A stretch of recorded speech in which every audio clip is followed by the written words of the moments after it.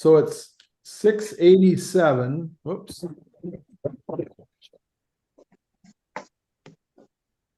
In my Bible, it's 1687 to 1733. So that's 46 pages long. It's a pretty short novel, right? Short story almost. And one of the things that I just want to talk about a little bit is that I am 54 years old. I'm an old man. And so, when I talk to my older brothers and sisters, I'm the youngest of 8. So I have 7 older brothers and sisters who like to tell stories about me. They know all about when I was young, but that's 50 years ago now.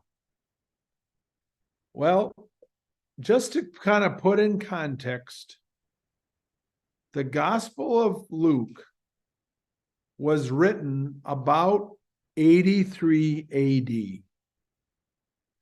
Jesus died and rose in 33 AD. So 50 years after Jesus died, this gospel was written. The witnesses of Jesus, the firsthand witnesses, were starting to die off. It was 50 years later, and quite a few were martyred, but some people were getting, like John grew to an old age, and so he was still around yet. But so they started telling about Jesus. But one of the things that I want to ask you is, when do you think they started celebrating the Mass? That similar to what we do today. When do you think that started happening?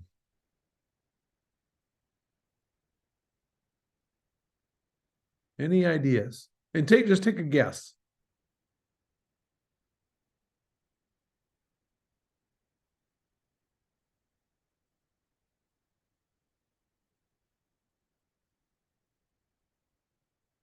Oh, can't quite hear you.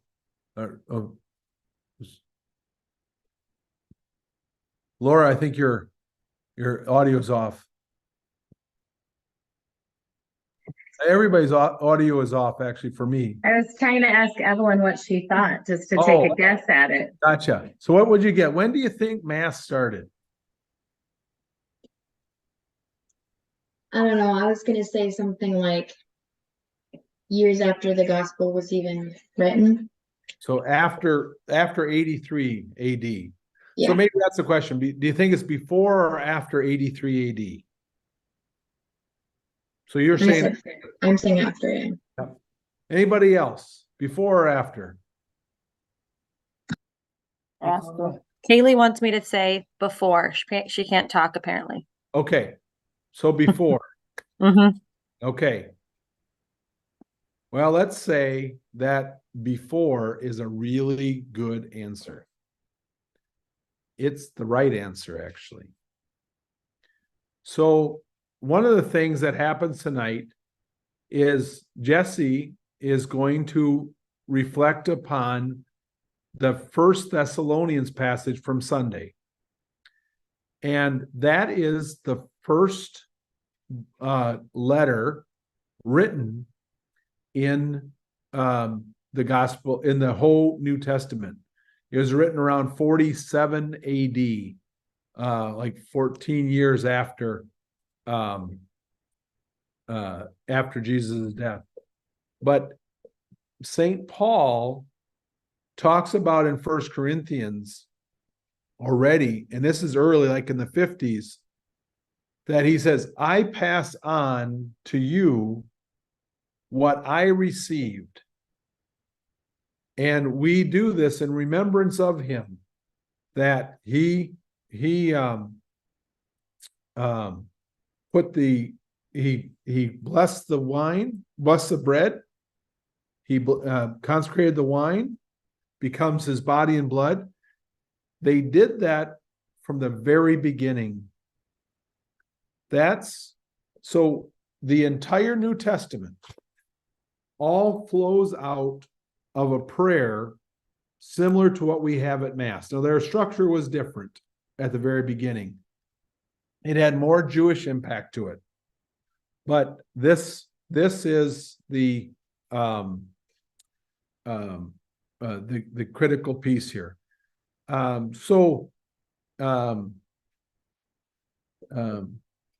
of the things so you just want to always keep in the back of your mind that the New Testament was all written after the whole thing, after they've been celebrating the Eucharist day in and day out, week in and week out for up to 50 years for Luke. Luke says at the very beginning that he collects all this information from all these people. He's with and today's his feast day. So so Luke has two parts. He has the Gospel of Luke, and he did the Acts of the Apostles. So we're only going to look at the Acts of the Apostles or Luke tonight. But if you look at the beginning of Luke and the beginning of the Acts of the Apostles, they're both the same. He's writing to Theophilus on both of them. So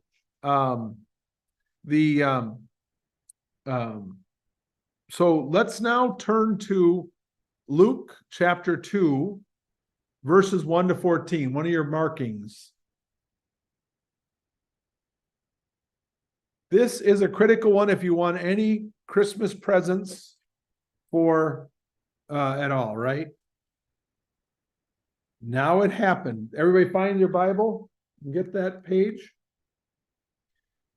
Now it happened at this time that Caesar Augustus issued a decree that census should be made in the whole inhabitants. So this is the birth. Now it happened while they were there, the time came for Mary to have her child. She gave birth to a son, her firstborn. She wrapped him in swaddling clothes and laid him in a manger because there was no room for them in the inn. Okay. That is a great story, and it's a one for us to remember.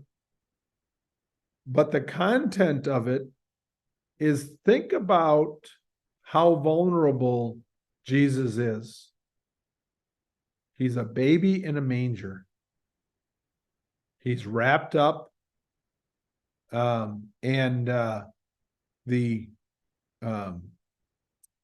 is fully human.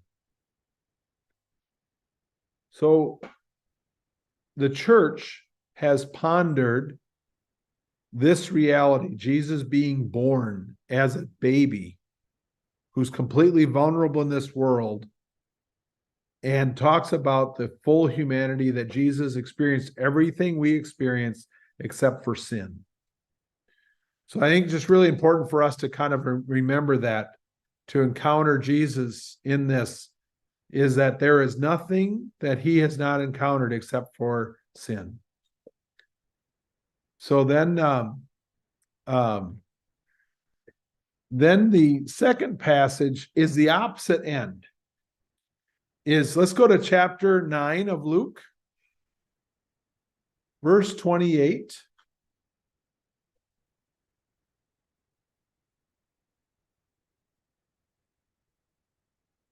Okay. Now, this is the transfiguration. Do you see that word, transfiguration? That's a big one, isn't it, Ruby? Yeah. Yeah, it's a big word, yeah. And does anybody have a different word than transfiguration in it? What do you have, Oliver? Well, that's Margaret. Oh, okay, sorry. Okay. But here is the passage that I would like just to read out loud. And it happened that while he was praying, The aspect of his face was changed, and his clothing became sparkling white. And suddenly there were two men there talking with him. They were Moses and Elijah appearing in glory. And they were speaking of his passing, which was to be accomplished in Jerusalem. So here's one of the things that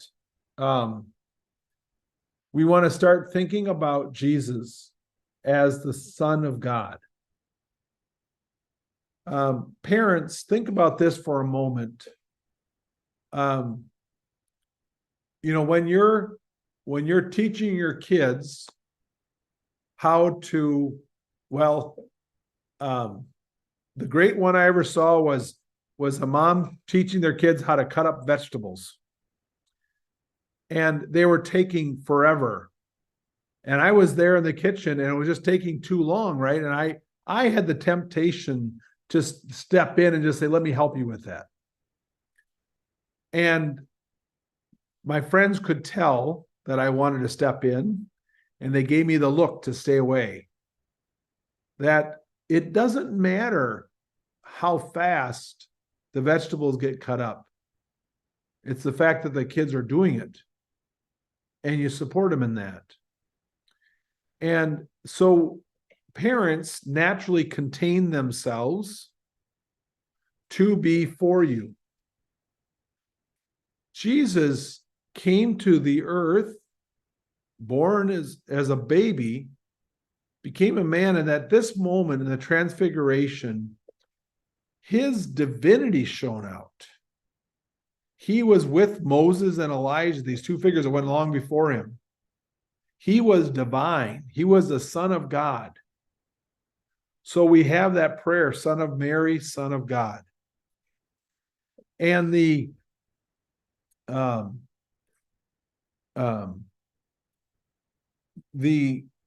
thing that, so the church has come to recognize Jesus as fully divine, fully human. Why is this important? Because we say that we are made in the image and likeness of God. We have humanity full. We understand that we're fully human. But we have this divine spark within us too. This, our end is not here on earth. So now, the next one I want to jump to a little bit is the 16th chapter of John, or of Luke, and it's verses 19 to 31.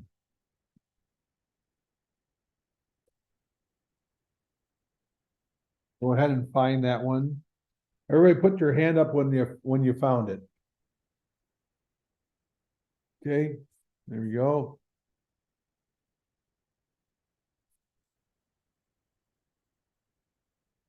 Okay. Thank you. Okay, so now, before we start on this, we have some teachers in our room, right? You betcha we do.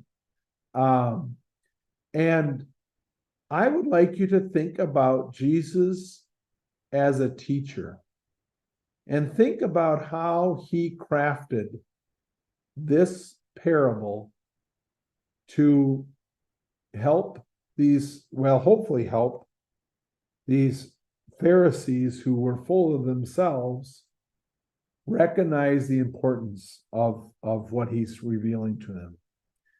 But think about this, how he sets this story up. This is a story he created. He's not reporting on what he saw. He created this story. There was a rich man who used to dress in purple and fine linen and feast magnificently every day. And at his gate there used to lie a poor man called Lazarus, covered with sores, who longed to fill himself from that which fell from the rich man's table. Even dogs came and licked his sores. Now, what do you think of that for Jesus setting up that story? Is that a big enough contrast for you? Far apart, you got the rich man who's wearing purple. I see some people wearing purple here, oh my gosh, watch out there. But and eating sumptuously every night. And Lazarus is laying in his doorway. Now, think about that moment. Could you have an image of that right now? A dog coming up and licking his sores. And he's laying in the doorway. And what does the rich man have to do for him to go out to eat?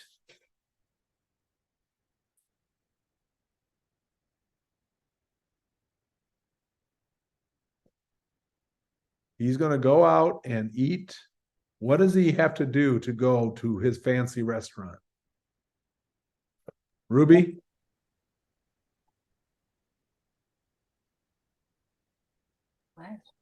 Step over him. He has to step over Lazarus. Ruby, can you imagine stepping over someone who's hungry and has sores and needs help?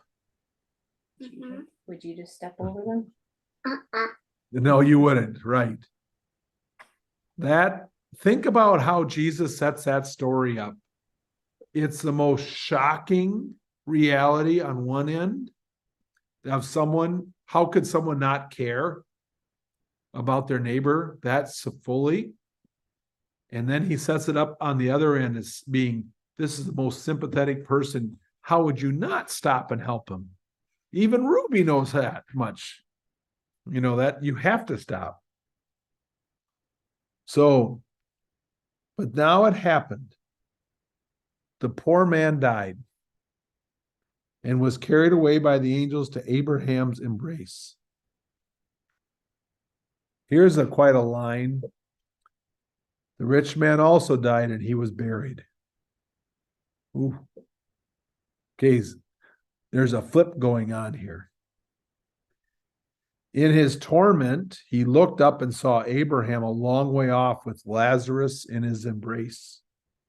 So he cried out, Father Abraham, have pity on me and send Lazarus to dip the tip of his finger in water and cool my tongue, for I am in agony in these flames.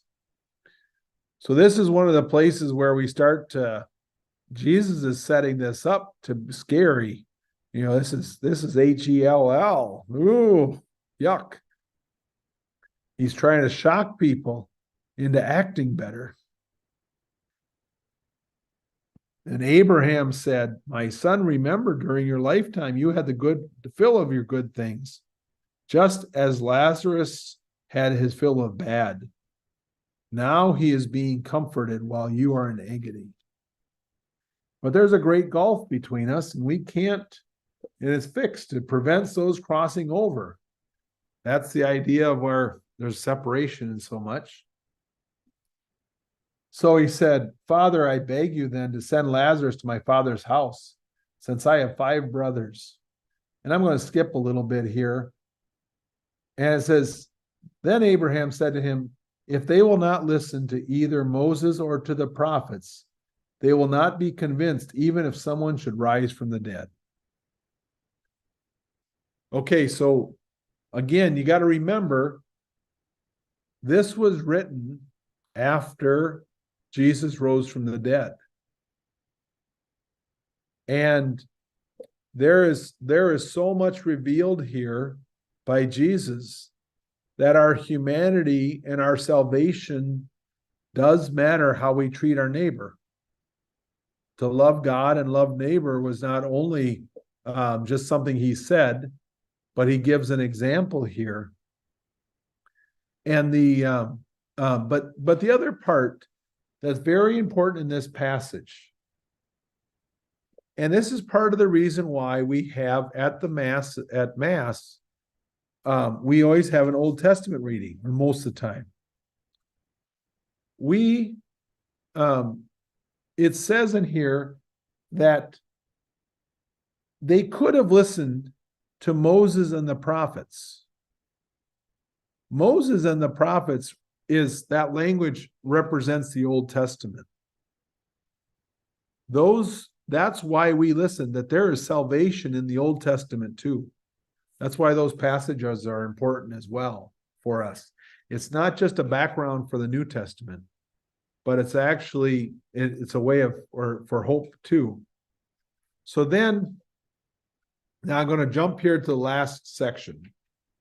And it's chapter 24, verses 13.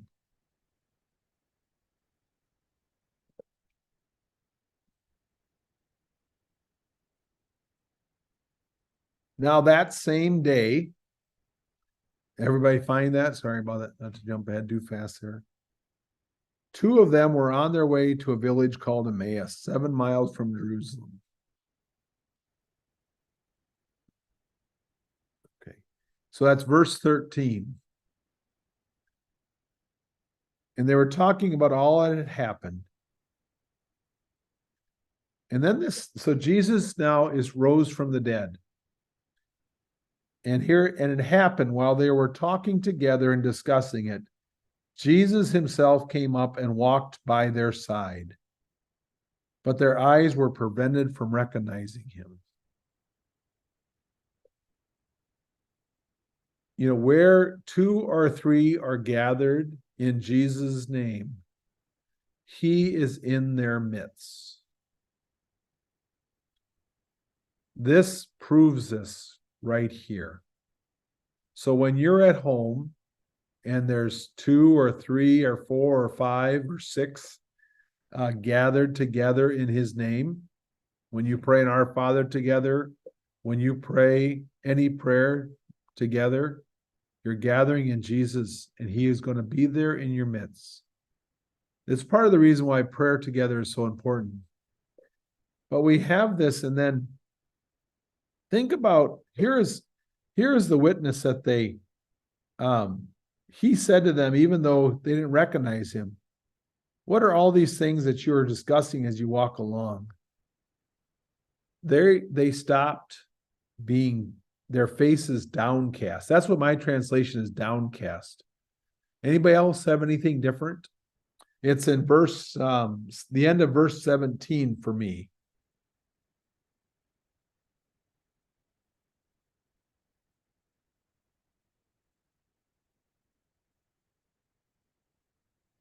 Does anybody know what downcast means? Looking sad. Yeah, that helps. Oh, looking sad in my version. Yep. Yeah, looking sad is probably easier to think about. That's a better, maybe they were sad. They were so hopeful that Jesus was going to be this. And then Cleopas starts to tell him the whole story. You must be the only person staying in Jerusalem who does not know the things that have been happening here. Jesus asked again, even though they didn't recognize him, what things? All about Jesus of Nazareth, who showed himself to be a prophet, powerful in action and speech before God. Our own hope had been that he would be the one to set Israel free. This is not all. Now, 2 whole days have gone since it all happened. And some women from our group astounded us. They went to the tomb in the early morning, and they could not find the body. They came back telling us they had seen a vision who declared that he was alive. Now, think about this story for a moment. Cleopas and this other disciple has been walking with Jesus probably most of his life, all the way back to chapter 10 of Luke, this They talk about 72 disciples going out. He would have been part of that group. Not one of the 12, but one of the 72. And knew him well. And he had all this good data. He knew Jesus well. He could tell the whole story of Jesus. He heard the fact that he rose from the dead, that these women testified that he was alive, and they're still walking away downcast or feeling sad. I think that's looking sad. This is tough. Sometimes faith does not come all at one time. And again, so if we jump down to verse 30 of that chapter, my version says, now he was with them at table. He took bread, said the blessing, then he broke it and handed it to them. And their eyes were opened and they recognized him, but he vanished from their sight. So this ends in a Eucharist. This ends at Mass, we break the host. At the beginning, we break and we receive. And we encounter Christ directly right there. This movement, this is what the people experienced over and over again by this point. The power of that Eucharist to give us new life. And to even when we're downcast, that we go back and it's a strength for us in that. So, and then I just do, my favorite line of this passage is, did our hearts not burn within us as he talked to us on the road and explained the scriptures to us? That is where the life comes from. And that's a meaningful piece. So I would just encourage you to try to spend some time with Luke. It's considered the most beautiful book ever written. And because there are some really important passages in here that I didn't even talk about. Like you ever hear the Good Samaritan? Yep. The prodigal son, of course. The son who went away and came back again. Those are super important and powerful.